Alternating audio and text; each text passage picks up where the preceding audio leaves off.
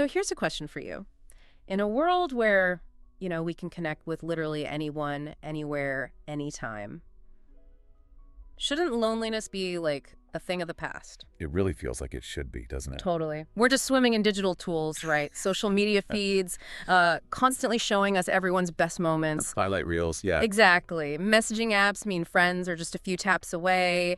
Video calls, they basically erase geography. On the surface, yeah. It seems like connection overload. We have more ways to connect than ever before, and yet, and this is the tricky part, there's this kind of silent feeling growing, this sense of isolation, emotional emptiness even. Mm-hmm. Despite all the signals saying connected. Okay, so let's really try to unpack this. How can we be more digitally connected than ever, but at the same time feel, profoundly alone? It's a huge paradox. It is. So our mission today in this deep dive is to look at sources that really challenge our basic ideas about modern connection. They reveal the hidden costs of our digital lives. Stuff we don't always think about. Right. And more importantly, we want to pull out some insights. How can we actually foster genuine bonds, real connection in an age that almost seems, designed to keep us apart sometimes? It's about peeling back the layers, isn't it? What we think connection is versus what it actually takes. Exactly, based on some really compelling research we've looked into. Yeah, and it's fascinating because our primary source for this, it doesn't just sort of observe this disconnect. It really takes apart the definition of connection that we use in the digital age. Takes it apart how? Well, it pulls back the curtain on what it calls the illusion of connection. It really makes you question if all this activity, all these interactions, do they actually add up to real depth or understanding? Yeah. Or, actual emotional support when you need it. The illusion of connection. I like that phrase. It paints a pretty sobering picture, honestly. But ultimately, I think an empowering one. It gives us clues about what's really going on. That's a critical idea, this illusion. Mm-hmm. It brings us right to the core concept. Technology changed how we interact massively. Undeniable. But maybe not the quality. Not necessarily. We're constantly, tapping, liking, commenting, sharing, all this stuff. But is that really connecting, like in that deep human way? That's the million-dollar question. Our source basically argues that this idea that just being digital active means you're socially fulfilled, it's actually, dangerous. Yeah. A misconception. Yeah, because it makes us think we're okay, even when maybe we're not. Right. Think about how most of these platforms are designed. They're built for speed, convenience, instant gratification. Absolutely. Frictionless is the goal. Exactly. You react to a post with an emoji? Quick, easy. You type LOL on Reel, takes half a second. Tap a heart on a photo. Done. Minimal effort, minimal investment. Right. And these actions demand almost zero emotional energy, but they create this constant hum, this feeling of being socially active. A sense of being in touch. Yeah, without the actual demands of real connection. Our source points out specifically how these little digital nods, they feel nice, maybe, but they almost never replace a real conversation or provide genuine support when someone's actually struggling. Exactly. They become placeholders, shortcuts, just quick nods across the internet that don't require us to really show up emotionally. And, if we dig a bit deeper into why they fall short, the source explains it's because they lack substance. They lack reciprocity. What do you mean by reciprocity exactly? Well, real relationships thrive on give and take, right? Yeah. These quick interactions. They don't really offer space for vulnerability or for that kind of deep listening where you truly try to understand someone else's experience. Yeah. Okay. It's too surface level for that. Precisely. And interestingly, the source talks about how many platforms use something called a variable reward schedule, like slot machines. Oh, yeah. How does that work here? Well, just like a gambler pulls a lever hoping for a random payout, we scroll and post, waiting for unpredictable likes or comments. It triggers these little dopamine hits. Ah, the brain chemistry. Exactly. It creates this addictive loop that favors constant, shallow engagement over, say, a long, deep conversation. It's like it's engineered for superficiality. Wow. Engineered superficiality. Yeah, and that makes it entirely possible, and the source says it's increasingly common to have hundreds, even thousands of online friends or connections. Yeah, you see those follower counts. Right, but then when you actually face a personal crisis, you feel utterly alone. Because those digital ties, they just weren't built for that kind of emotional weight. They're too shallow, too fleeting. They can't offer real comfort. So this brings up a really crucial question for all of us, I think. Are we just collecting digital acquaintances instead of nurturing real friends? Trading quantity for quality, maybe. Yeah. Are we confusing a high follower count with having a genuinely rich social life? This illusion of connection tricks us, maybe, makes us think we're doing okay socially. While the real foundations are eroding. Exactly. Well, maybe we're slowly losing that true emotional intimacy. And it's subtle, right? Because you feel busy, you feel socially active. So you don't even realize there's a problem. Until maybe it's quite deep, like being in a noisy room but not really hearing anyone. That's a good way to put it. Now, here's where it gets, I think, really interesting and kind of paradoxical. Social media platforms designed, supposedly, to bring people together. That was the original promise, right? Right. But our source argues, pretty compellingly, that they often do the exact opposite. They can actually drive us further apart. This is the social media paradox. Okay, unpack that a bit. How does bringing people together online drive them apart? Well, on the surface, yeah, it looks like connection, sharing updates, seeing friends' lives, reconnecting with old pals. It seems great. Seems connective, yeah. But the way these platforms work and how we tend to use them, it creates a very different outcome, often isolating. How so? What's the mechanism? Think about what you usually see on your feed. Our source talks about how platforms encourage, almost demand, curated content. Ah, the highlight reel. We mentioned that. Exactly. The phenomenon of the highlight reel. Everyone, understandably, posts the polished version. The perfect vacation snaps. The big promotion announcement. The flawless selfie, yeah. The amazing night out, all documented. What you don't see, what almost never makes the public feed. For the struggles, the bad days, the messy reality. Precisely. The fears, the anxieties, the boring everyday stuff, the insecurities. That's most of life, right? But it's hidden. It becomes less about sharing, more about performing. A performance for validation. Likes, comments. A carefully edited production. Yeah. And then when we're endlessly scrolling through this stream of, seemingly perfect lives, that comparison trap just kicks in almost automatically. Right. Because we know our own messy reality. We live our unfiltered lives. We know our anxieties, our doubts, our pajama days. Totally. But we're constantly comparing that raw inside view to everyone else's polished, edited outside view. Which, as the source points out, is just fundamentally unfair. You can't win that comparison. No way. And it fuels these feelings of inadequacy, right? Self-doubt, alienation even. It's a vicious cycle. The more perfect lives you see, the worse you feel about your own, which makes you feel more alone. And this raises that critical question the source poses. If everyone's just showing their best self, their highlight reel, where does that leave our authentic selves? Right. Where's the space for imperfection, for just being human? The source says loneliness here isn't just about being physically alone. It's more about the perception that everyone else is doing great, sailing through life. And that you are uniquely flawed or struggling, alone in your imperfection. Yeah. It creates this false narrative of universal success that's incredibly isolating if you feel you don't measure up. It's a total misreading of reality driven by the platforms themselves. That is. Wow. Really potent. And this constant comparing, even if it's subconscious, it must erode our ability to feel real empathy, right? Real understanding. How could it not? If the online norm is perfection. How can we feel safe sharing our vulnerabilities, our failures, our actual struggles? How do we get the support we need if the whole culture is about flawless victory? You can't. It creates this environment that's competitive, performative, and ultimately isolating, making it harder to be real and therefore harder to form those deep connections built on, shared humanity, both the good and the bad. The whole picture. Yeah. Okay, let's step away from the screens for a minute, because our deep dive also shows that our everyday lives, just modern life itself, seems to be shrinking the spaces for real-world connection. Beyond the digital sphere. Yeah.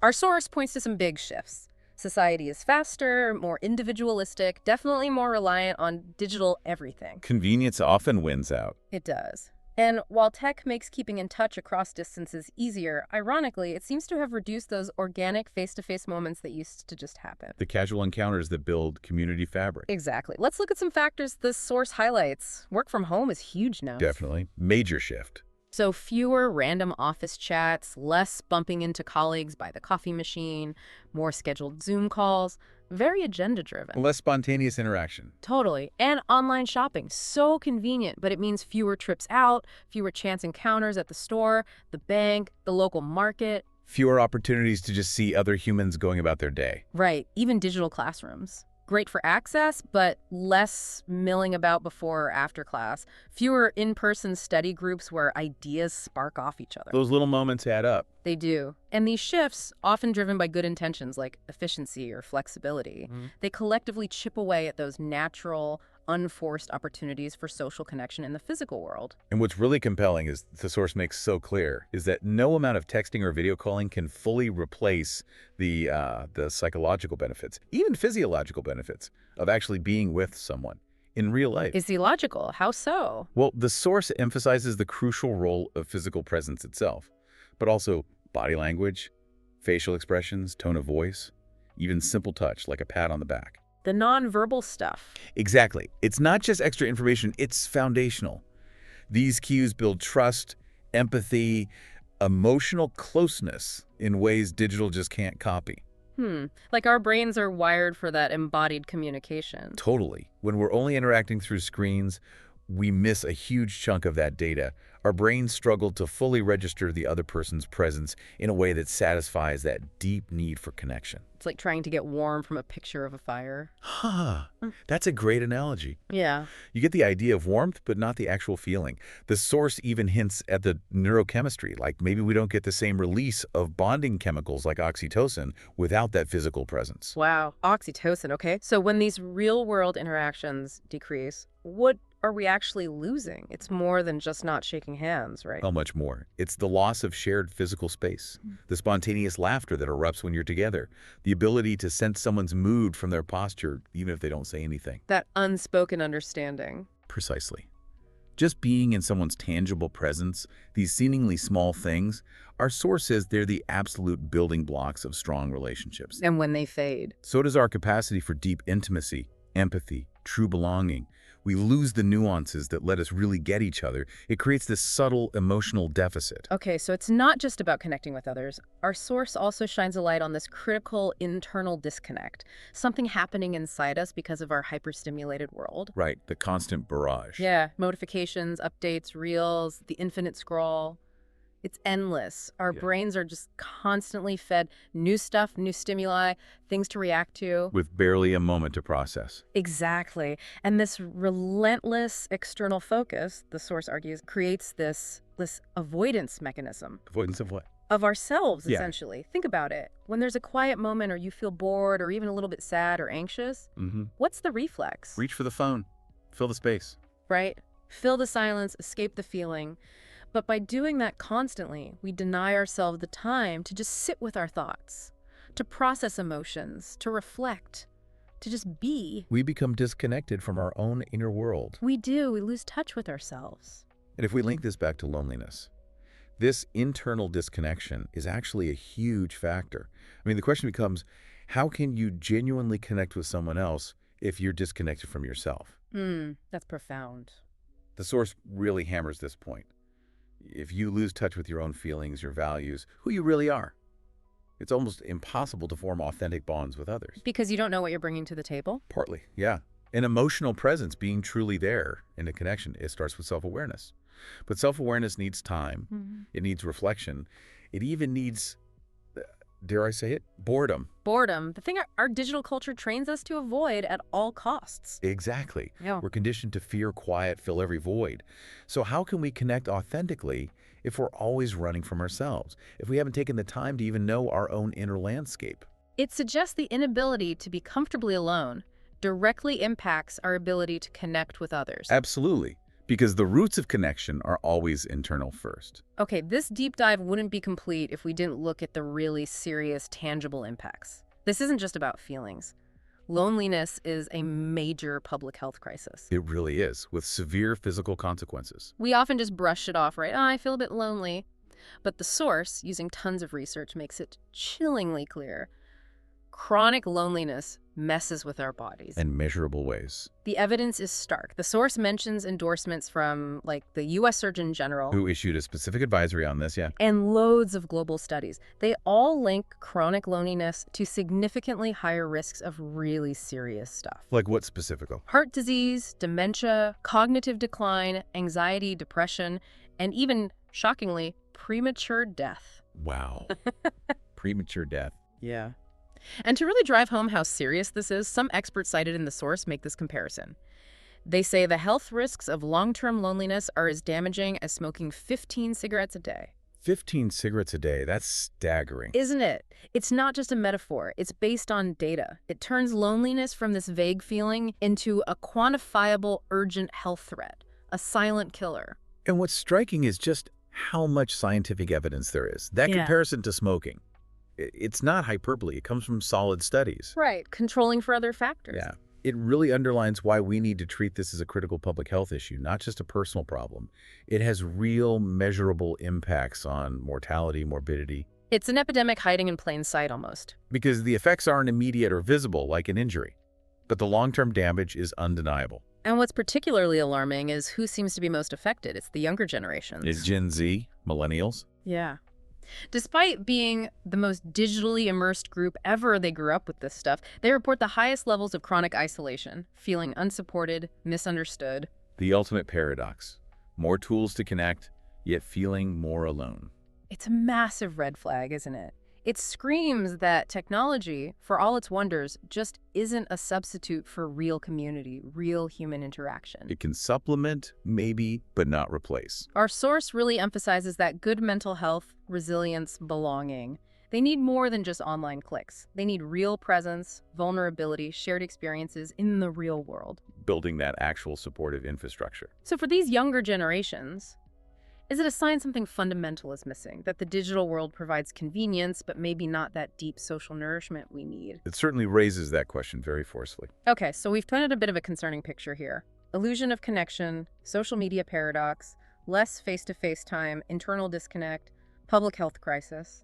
It sounds quite bleak. You can feel that way, yeah. But our source doesn't just leave us there. It actually offers concrete, practical steps forward. Things we can all do, individually and collectively, to start countering this. Okay, good. We need some actionable insights. It's about being intentional, recognizing the problem and actively working to rebuild those genuine bonds. So what's the first step?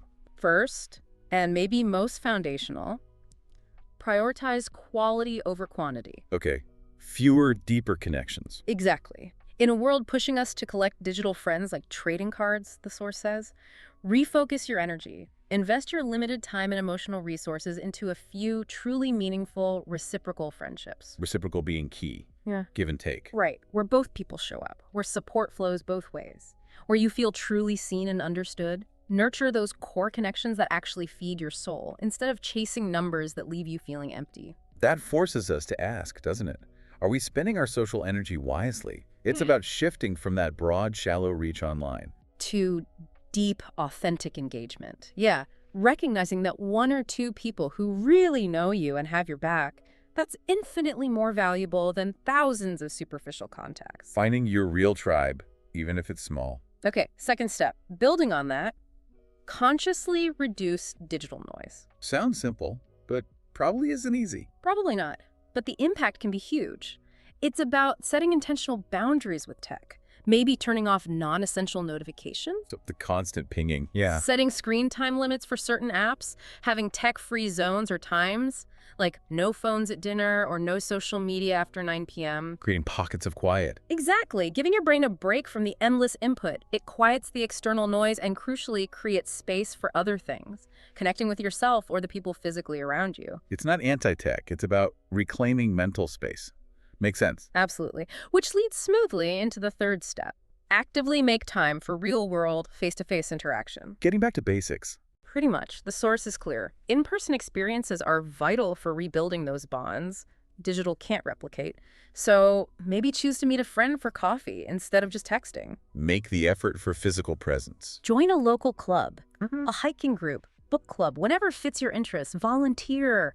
Go to community events. Things that put you in the same physical space as other people. Right. It's about intentionally creating those opportunities for the crucial in-person cues we talked about. Body language, shared moments, real presence. Actively seeking it out. Flexing those social muscles again. Yeah.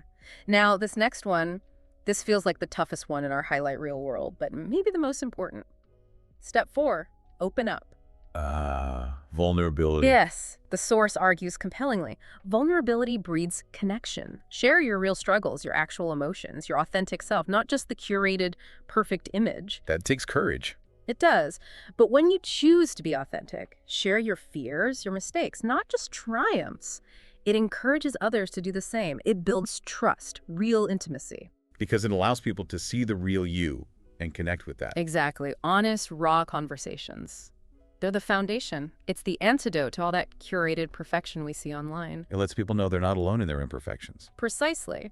And finally, step 5, which kind of underpins all the others, reconnect with yourself. Back to that internal connection. Yes. And this isn't about more isolation. It's understanding the huge difference between choosing solitude, spending time alone without distractions, and feeling lonely. Okay. Productive solitude versus painful loneliness. Right. The source highlights the value of that quiet time for self-reflection. Things like journaling, meditating, a quiet walk in nature without your phone. Or just doing nothing, letting your mind wander. Yeah. Allowing that space helps rebuild that inner connection. And what's fascinating and kind of cyclical is that deep connection with others often starts with a solid connection to yourself. If you don't know yourself, how can you truly connect with someone else? Exactly. It's about cultivating that emotional presence internally first. Understanding your own landscape. That's where the journey out of loneliness really has to begin. It all ties together, internal and external connection. So let's recap. We've really unpacked this paradox. More ways to connect, yet more loneliness. We've looked at the illusion of connection, the social media trap, the decline of face-to-face moments, the internal disconnect from constant stimulation. And the serious health crisis it's become, especially for younger people. Right. The core message seems clear. Loneliness today isn't just about being physically alone. It's deeper. It's feeling unseen, unheard, emotionally adrift in this sea of digital noise. It's about the quality, not quantity, of connection. And the depth of our presence. With others, yes, but maybe starting with ourselves. Which really leads to a final thought, maybe a question for you, the listener, to reflect on. If our fundamental human need is still to feel genuinely connected, seen, understood. And it hasn't changed, right, despite the tech. Exactly. And if technology has somehow made it easier to feel alone, how might you intentionally seek out moments of true presence? Yeah. How could you carve out that time for deep, undistracted engagement, both with yourself and with the real people around you in a world that's constantly pulling you towards distraction? That's the challenge, isn't it? Solving this isn't just about logging off, it's more nuanced. It's about relearning how to be truly present. It takes effort. Deep connection takes time, patience, intentional effort, leaning into vulnerability, prioritizing quality, making space for real-world moments, and crucially, reconnecting with ourselves. It's work, but worth it. Definitely feels like it because, as our source makes so clear, no matter how advanced our tech gets, our basic human need remains the same, that profound need to feel genuinely connected.